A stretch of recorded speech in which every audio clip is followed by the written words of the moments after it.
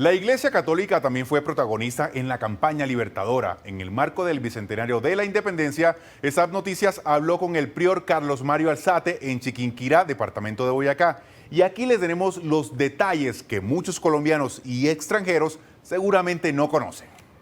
Cuenta el padre Carlos Mario Alzate, rector del Santuario Mariano Nacional, que los curas de la época jugaron un papel fundamental en la composición del Ejército Libertador. Durante la independencia, y hoy se discute mucho a raíz del bicentenario, si esta fue una revolución clerical,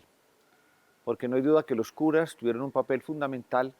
en la composición del Ejército Libertador, en el aprovisionamiento que necesitaban para poder subsistir y en la forma como ellos desde el púlpito incitaron a la gente para que se pasara de la fidelidad al rey a la nueva autoridad republicana. La Virgen de Chiquinquirá también fue protagonista de esos hechos que marcaron la historia. En la colonia, prácticamente lo que enfervorizaba a la tropa era una imagen religiosa. La Virgen del Topo en Tunja era la Virgen que tenían los españoles como su protectora, su auxilio, su abogada, su ángel protector, su tutelar. Y la Virgen de Chiquinquirá, la Virgen del Rosario, es la Virgen que inspira al ejército patriota ya desde que venía muy tempranamente en la campaña. Recordemos esa escena que estamos celebrando el Bicentenario, cuando Bolívar va a Tutasá y le pide a la Virgen del Rosario que le ayude a enfrentar a un ejército muy bien organizado, el ejército realista con Barreiro. Él traía una turba de gente mal vestida, mal alimentada, que nunca había estado en el altiplano, que no tenía capacidad para resistir el frío paramuno de Pisba, que había hecho un trabajo, llamémoslo, increíble, pero desgastante de trasmontar en los Andes, estaban en desventaja total. Cuando viene el pantano de Vargas y está prácticamente en la batalla decidida en favor de los realistas, y cuando ya Bolívar le pide a Rondón que entre con su caballería, que eran 14 jinetes, la historia cuenta que él dice: encomendémonos a esa Virgen de los Tiestecitos, porque no se acordaba cómo se llamaba, y que en ese momento el fervor de la tropa patriota crece y logran de una manera prodigiosa prácticamente lograr inclinar la batalla a favor de ellos. Y eso pues obviamente acompañó a un montón de curas, doctrineros, dominicos, franciscanos, que durante toda la campaña van a estar proveyendo de las haciendas que eran de los jesuitas en los llanos alimentación para la tropa,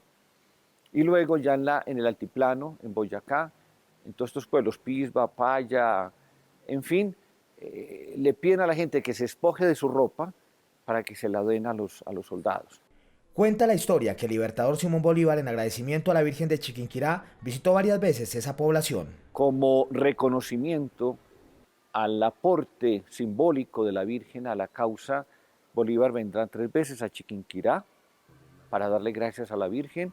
y el batallón Guardia Presidencial desde hace 200 años es como el custodio y el guardián de la Virgen cuando el cuadro desciende del camerín donde se encuentra. La Virgen de Chiquinquirá cumplió 100 años de su coronación. La coronación en 1919 no es un hecho fortuito, obedece primero a la consolidación del Estado conservador,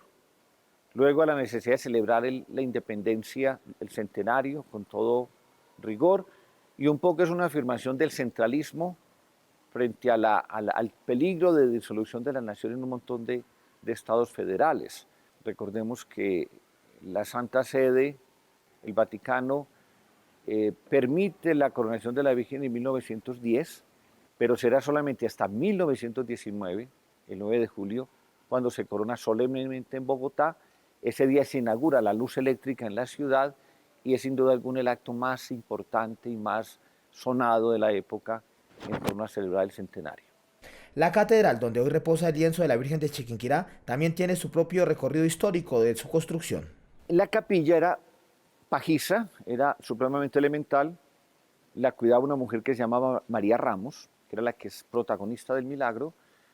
y durante 30 o 40 años la situación no cambia mucho, a pesar de que tempranamente comienza a llegar gente a Chiquinquirá para percatarse y para pedir favores. De hecho, al año siguiente del milagro, en 1587, ya encontramos el cuadro en Tunja, pedido por el cabildo de la ciudad ante un azote de viruela que golpeó fuertemente a la población tunjana de la época. En 1633 está en Bogotá, en 2 años va a quedar en Bogotá porque intentan quedarse con ella. Entonces, a raíz de ese pleito entre Tunja y Bogotá por la posesión del cuadro, que ya era famoso, deciden que se quede permanentemente en Chiquinquirá, se la encomiendan a los dominicos, el arzobispo Fray Cristóbal de Torres, el fundador de la Universidad del Rosario, le entrega a los dominicos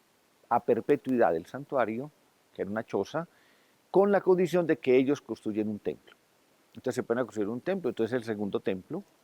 queda hasta 1783, cuando viene Domingo Petrés, el famosísimo arquitecto español que hizo también los planos de la Catedral Primada y del Observatorio Astronómico, igual que la Catedral de Zipaquirá. Era un hombre muy capaz y hace los planos de la basílica que se va a construir durante todo el tiempo de la independencia. De hecho, la iglesia se consagra en 1823 por el famoso obispo Rafael Lazo de la Vega, que era arzobispo de Mérida y senador de la República.